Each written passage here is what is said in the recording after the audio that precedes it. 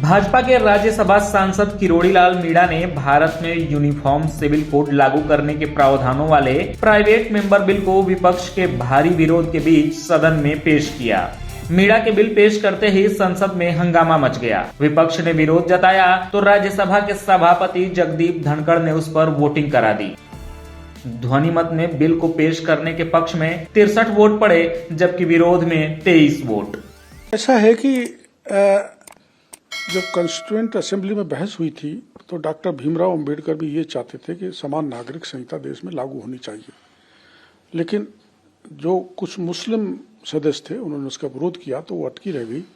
तो आर्टिकल 44 में ये संविधान में डाला है कि आगे कॉमन सिविल कोड देश में लागू होना चाहिए। फिर साहबानों के प्रकरण के समय चीफ जस्टिस वाई चंद्रचूड़ ने समान नागरिक संहिता की बात कही थी, उसके बाद खरे साहब ने कही थी। अब भी सुप्रीम कोर्ट और दूसरे हाई कोर्ट्स ने कई बार सरकार को ये आगाह किया है कि इस समय कॉमन सिविल कोड लाया जाना बहुत जरूरी है। इसलिए मैंने ये पार्टी का स्टैंड है, मैंने आज कॉमन सिविल कोड का बिल इंट्रोड्यूस किया है राज्यसभा में। विपक्षी सदस्यों के भारी विरोध को किरोड़ीलाल मीणा ने राजनीति से प्रेरित बताया और कहा कि ये वोट बैंक के लिए किया जा रहा है। विपक्ष का तो विरोध करने का एक कारण है, वो तो वोट बैंक की राजनीति करते हैं, तुष्टीकरण की राजनीति करते हैं, देश के मुसलमानों में भय फैलाना चाहते हैं, उनको बहकाना चाहते हैं। ये सबके लिए है, केवल ये कोई मुसलमान विरोधी नहीं है। हर कास्ट, हर क्रीड, हर धर्म के ये हित में बिल है, देश के हित में ये बिल है।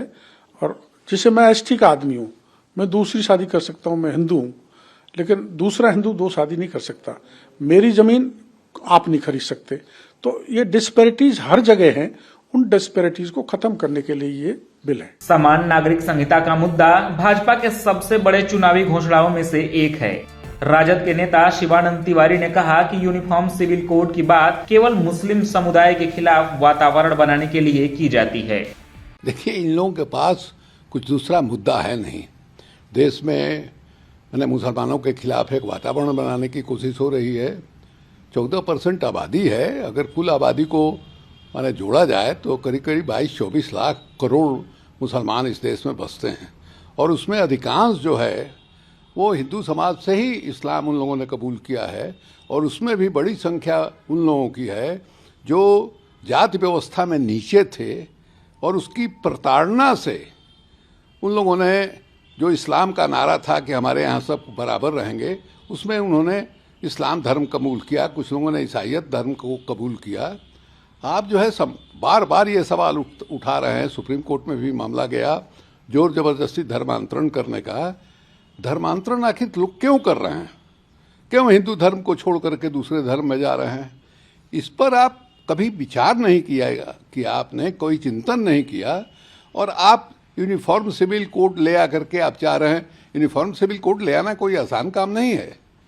ये बनाना, अलग अलग जो समूह है हमारे, सबके अपने अपने सिविल कोड हैं, उन सबको बदलना ये बहुत आसान चीज़ नहीं है। सरकार को चाहिए था, अगर उसके दिमाग में ये बात है तो उसका एक मसवीदा तैयार करके देश में उस पर राय मशविरा करना चाहिए था, और उसके बाद जो है कोई कार्रवाई आगे बढ़ने की बात होती। तो ये जबरदस्ती थोपने वाली बात है, वो देश के लिए बहुत अच्छा नहीं हो रहा। बता दें कि अतीत में कई बार इस बिल को लिस्ट किया जा चुका है, लेकिन पेश नहीं हो पाया था। बीजेपी शासित कुछ राज्यों में इसे लागू करने की संभावना तलाशने के लिए पहले ही कमेटियां बन चुकी हैं। फिलहाल के लिए इतना ही। देश और दुनिया की बाकी खबरों के लिए देखते रहिए लोकमत हिंदी।